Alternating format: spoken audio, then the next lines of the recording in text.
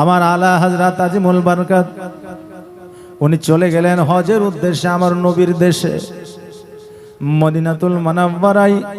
যখন পৌঁছায় গেলেন নবীর রওজা মুবারকের কাছে গিয়ে সালাম দিলেন, আসসালাতু ওয়াসসালামু আলাইকা ইয়া রাসূলুল্লাহ, আসসালাতু ওয়াসসালামু আলাইকা ইয়া হাবিবাল্লাহ, আসসালাতু ওয়াসসালামু আলাইকা ইয়া নূরাম মিন নূরিল্লাহ, আসসালাতু ওয়াসসালামু আলাইকা ইয়া খায়রি খালকিল্লাহ।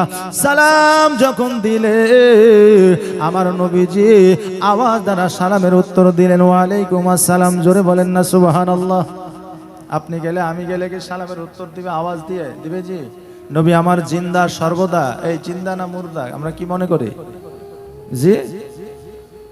আউয়ালু মা খালাকাল্লাহু নূর, আল্লাহ সর্বপ্রথম নূর তৈরি করেছিলেন, আর ওই নূরটাই হলো আমার নবী। আর আমার নবীর নূর দিয়া সারা জাহান তৈরি। জোরে বলেন সুবহানাল্লাহ।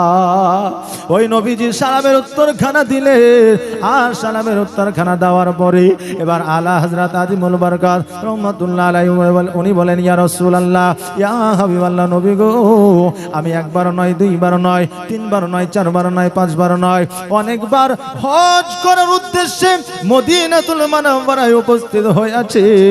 আমি আপনার সালামের উত্তর নিয়েছি, আপনাকে সালাম দিয়েছি। তবে নবী গো, আজকে আমি আলা হযরত এমন একটা নিয়াত করেছি, এমন একটা উদ্দেশ্য নিয়ে আপনার কাছে এসেছি।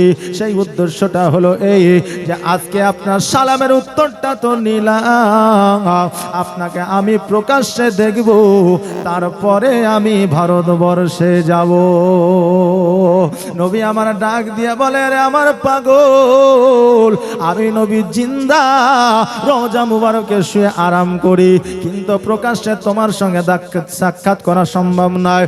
আলা হযরত বললেন, ইয়া রাসূলুল্লাহ, ইয়া হাবিবাল্লাহ, আমি আপনার পাগল, আমি আপনার দিওয়ানা, আমি আপনার প্রেমিক। আপনাকে যতক্ষণ পর্যন্ত আমি দেখতে না পাবো, আমি আপনাকে যতক্ষণ পর্যন্ত আমার দৃষ্টি দিয়ে না আমি দেখব, অতক্ষণ পর্যন্ত ভারতে রওনা হওয়ার জন্য আমি প্রস্তুত নেব না। ততক্ষণ পর্যন্ত আমি আপনার রওজা মুবারকের কাছে আমি বইসা থাকবো, আর তো আপনার সামনে আমি আলা হযরত নাত লিখতে থাকবো। জোরে বলেন সুবহানাল্লাহ।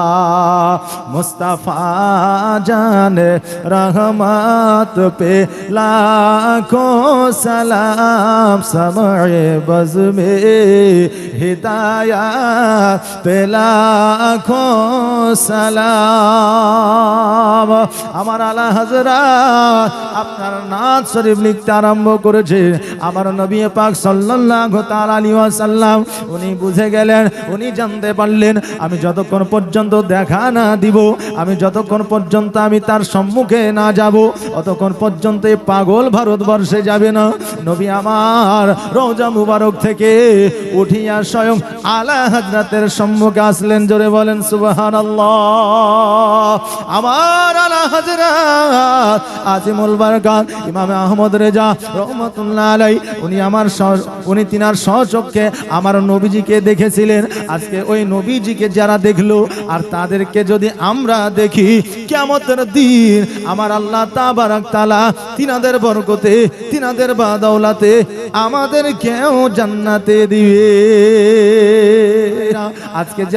আজকে যিনারা নবীকে দর্শন করলেন, আজকে যিনারা নবীর প্রেমিক হইলেন, আমরা তাদের দিওয়ানা হব না, যারা নবীকে মাটির বলে তাদের দিওয়ানা হব। কাদের দিওয়ানা হব আমরা? জি, কাদের দিওয়ানা? কিছুদিন পরে 12ই রবিউল আউয়াল আসছে, যেই দিন আমার নবীজি জন্মগ্রহণ করেছিলেন, পৃথিবীর মধ্যে আগমন করেছিলেন, পৃথিবীর মধ্যে এসেছিলেন। আমরা সেই দিন কি করি? আমরা সেই দিন বিরিয়ানি করি, আমরা সেদিন কিছু খাবার রেডি করি, আমরা সেদিন জুলুস বাইরে করি, আল কোরআনের আলো ঘরে ঘরে জ্বালো, আল হাদিসের আলো ঘরে ঘরে জ্বালো।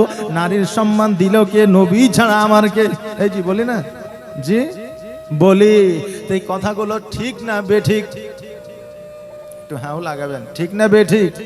যারা দেওবন্দি হবে, যারা ফারাজি হবে, যারা লামা জাহাবি হবে, তারা বলবে যে এগুলো ঠিক না। প্রশ্ন করে, এগুলো ঠিক না। ওদেরকে যদি বলা হয় নারীর সম্মান কে দিয়েছে, সঙ্গে সঙ্গে ইতিহাস খুলে বলবে স্বামী বিবেকানন্দ দিয়েছে। এই তোর স্বামী বিবেকানন্দ ভারতবর্ষে আজকে 300 বছর হইল নারীর সম্মান সম্পর্কে লিখেছে, কিন্তু আমার নবীজি 1442 হিজরি আগে ওই মক্কা নগরে নারীর সম্মান আল্লাহর তরফে দোয়া করিয়া পৃথিবীর মধ্যে বাড়িয়ে দিয়েছে। আপনি যদি জীবন কাহিনী দেখেন, উনি একদিন বসে আছেন, চিন্তা করছেন, হায় রে আমি একজন সাধারণ মানুষ, মক্কা নগরে যে একজন জন্মগ্রহণ করেছিল, যার নাম ছিল মুহাম্মদ সাল্লাল্লাহু আলাইহি ওয়াসাল্লাম, যার আব্বাজানের নাম ছিল আব্দুল্লাহ রাদিয়াল্লাহু তাআলা আনহু, যিনার মায়ের নাম ছিল মা আমিনা রাদিয়াল্লাহু তাআলা আনহা, উনি এত সম্মান অর্জন করেছে, মানুষের মনে মানুষের দিলে দিলে গেঁথে গিয়েছে। আমরা কি পারবো না? আমরা কি মানুষের মনের মধ্যে, মানুষের ইতিহাসের পাতায় কি উঠে থাকবো না? উনি চিন্তা করতে করতে হঠাৎ করে বিশ্ব নবীর জীবনী একটা নিয়ে আসলেন, আর ওই জীবনী পড়া শুরু করলেন। জীবনী পড়ে আমার নবী যে পথ দিয়ে গেছে, এই উম্মাতিকে ওই পথ অনুসরণ করলেন। আজকে ওই নবীর পথ অনুসরণ করেছে বলে এই স্বামী বিবেকানন্দ আজকে ভারতবর্ষের ইতিহাসের পাতায় উঠেছে। জোরে বলেন সুবহানাল্লাহ। আজকে বেধর্মিক একজন যে নবীর পথ অনুসরণ করে আজকে ভারতবর্ষের ইতিহাসের পাতায় এখনো পর্যন্ত তার নামটা দেখা যায়। কিন্তু আমরা মুসলমান, নবীর উম্মতি, আমরা নবীজির একটা জীবনের কিতাব আমাদের বাড়িতে পাওয়া যাবে কিনা এর কোনো গ্যারান্টি নাই। আর নবীজির জীবনের তো দূরের কথা, এখন বাড়িতে বাড়িতে কোরআন শরীফ নাই, যার বাড়িতে একটা আছে সেও বলছে ইমাম সাহেব আপনি নিয়ে গিয়ে রাখেন।